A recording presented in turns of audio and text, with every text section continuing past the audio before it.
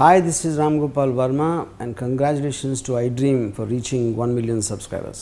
1920-30లు ఆధునిక సమాజం వైపు ప్రపంచం మళ్ళుతున్న సమయం. అప్పుడే సొసైటీలో వచ్చిన గొప్ప మార్పు ఏంటంటే మద్రాస్ ప్రెసిడెన్సీ అనబడే ఈ రెండు రాష్ట్రాల్లో వచ్చిన మార్పు ఏంటంటే వాస్తవికవాదం లేదా మీరు అంటున్న నాస్తికవాదం అనే భావజాలం మొదలైంది. అక్కడ పెరియార్ రామస్వామి నాయకర్ గారు, ఇక్కడ గోరా గారు కొత్త పంధాని ముందుకు తీసుకెళ్లారు. పెరియార్ రామస్వామి నాయకర్ గారు మొదలుపెట్టిన భావజాలానికి ఆ తర్వాత వారసులు వచ్చారు. అది క్రమంగా రూపాంతరం చెంది ఒక రాజకీయ పార్టీగా మారి ఒక పెద్ద సొసైటీని ఇన్ఫ్లుయెన్స్ చేయదగిన ఒక పరిణామంగా, ఒక పాలనా రీతిగా మారిపోయింది. ఇక్కడ తెలుగు రాష్ట్రాల్లో మటుకు అంత దూరం ట్రావెల్ చేయలేదు. వాస్తవికవాదం లేదా నాస్తికవాదం అనేది అది ఒక వాదంగా మిగిలిపోయింది తప్ప ఒక పాలనా వస్తువుగా అంత దూరం ట్రావెల్ చేయలేదు. అది ఒప్పుకుంటారా? లేదా దానికి కారణం ఏమిటి? పెరియార్ రామస్వామి నాయకరు మీరు అన్నట్లుగా చాలా పాపులారిటీ సంపాదించాడు, చాలామంది మనుషులను చేశారు, కొన్ని వేల మంది లక్షల మంది గ్రూప్ వచ్చారు.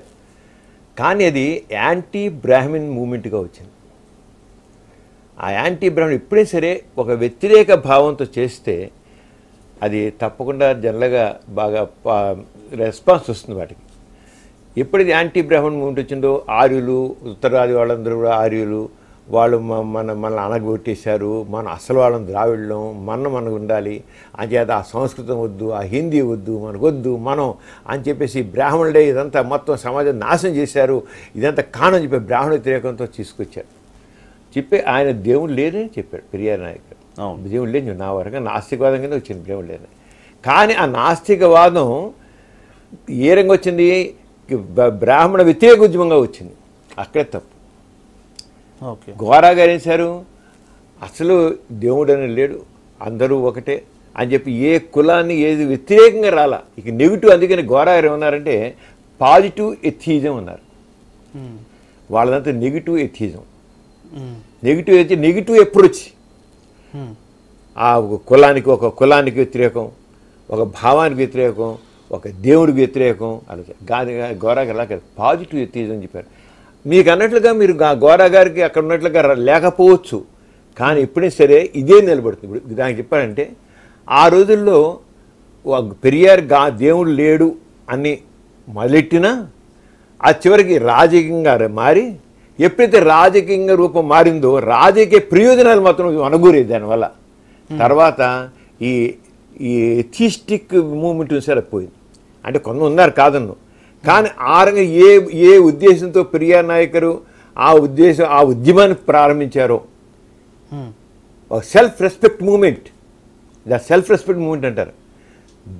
దేవుడు అన్నాడు లేడు, మనిషికి గౌరవం కావాలి, అందరు మనుషులు ఒకటే అని అంటూ యాంటీ బ్రాహ్మణ మూమెంట్ తీసుకొచ్చారు. అందరు మనుషులు బ్రాహ్మణ సెపరేట్ చేసిన ఒక క్యాటరీని బ్రాహ్మణులందరూ మనకొద్దు, తక్కిన వాళ్ళందరూ ఒకటే.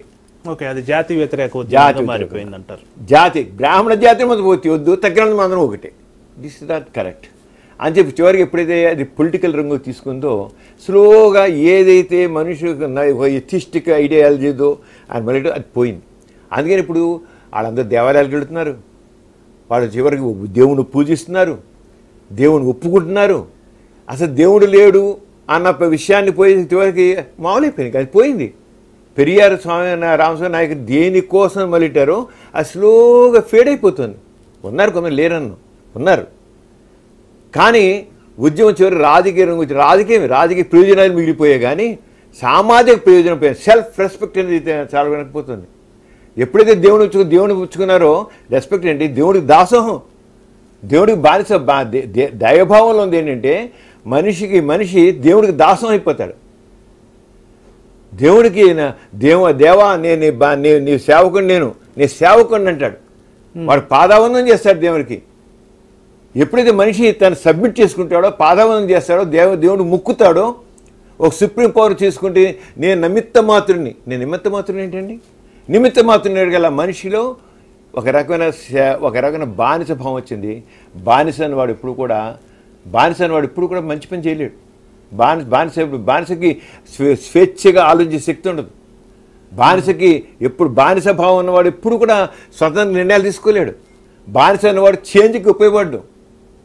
మన సమాజంలో చేంజ్ కావాలి, మార్పు తీసుకు, నిరంతరం మార్పు, సమాజంలో నిరంతరం మార్పు వస్తుంది. ఆ మార్పు తీసుకున్న మనుషులు కృషి చేయాలి. ఎప్పుడైతే బానిసలు అయిపోయారో, దేవుడికి ముక్కుంటున్నారో, దేవుడికి దాసాను అయిపోతున్నారో, వాళ్ళ కర్తృత్వ శక్తి పోతుంది. నాస్తికత్వం అనేది కర్తృత్వ శక్తిని పెంచుతుంది, ఆస్తికత్వం కర్తృత్వ శక్తిని పోగొడుతుంది. నేను నిమిత్త మాత్రుడిని, అంతా నువ్వు నీ దాసుని. ఎవడైనా సరే ఆ నిమిత్త మాత్రుని అనే భావం నుంచి బయటపెట్టి కొద్ది చేసిన వాళ్ళు ఆస్తిక భావం తగ్గి నాస్తిక భావం ఉందన్నమాట. కొంతవాళ్ళు ఆస్తికుల్లో కూడా నాస్తిక భావం ఉన్నవాళ్ళు ఉన్నారు. ఏ ఆస్తికులు అయితే నేను చేస్తాను, నేను చేయగలను అని ఎప్పుడైతే కర్తృత్వ శక్తి ఇచ్చినో అంటే వాళ్ళు నాస్తికత్వం పాళ్ళు ఉన్నాయన్నమాట. వాడు నాస్తికుని అన్ను. కానీ నాస్తికత్వంలో ఏం చెప్తున్నామో, కర్తృత్వ శక్తి అనేది ఏవైతే స్వేచ్ఛ పెరుగుతుంటున్నామో, మనిషికి సెల్ఫ్ రెస్పెక్ట్ అంటున్నామో, అది వాడు పెంచుకుంటే వాళ్ళు చాలా వరకు నాస్తిక ప్రవృత్తి వచ్చేది లెక్కమాట. ఎంత మేరకు మనిషిలో నాస్తిక ప్రవృత్తి పెరుగుతుందో అంత మేరకు మనిషి లిబరేట్ అవుతాడు. కర్తృశక్తి వస్తుంది, స్వేచ్ఛగా ఉంటాడు, కొత్త నిర్ణయాలు తీసుకుంటాడు. ఆ నిర్ణయాలకు తన బాధ్యత వహిస్తాడు. ఆస్తుడు బాధ్యత ఉంచలేడే. ఎందుకు? కర్మ, దురదృష్టం, నుదిరాత, పూర్వజనం ఏంటండి ఇవన్నీ ఏంటి? కర్మ, దురదృష్టం, నుదిరాత భావాలు ఉన్నాయి. మనిషిని పనికిరాకుండా చేసే భావాలు ఇవి. దానివల్ల నుంచి ఆస్తికత్వం మనిషిని పనికిరాకుండా చేసేసింది. Hi, this is Ritu Verma. నేను మీ లాస్ట్ యాని. Hello everybody, this is me Noel. 1 million subscribers reach అయిన శుభతరుణంలో నా శుభాకాంక్షలు తెలియజేస్తున్నాను. iDream 1 million subscribers కి రీచ్ అయ్యిందండి. Congrats to iDream Media on reaching 1 million subscribers. iDream Media వాళ్ళు 1 million subscribers reach చేసినందుకు all the best and congratulations to you. Congrats iDream. Keep up the good work and continue to entertain.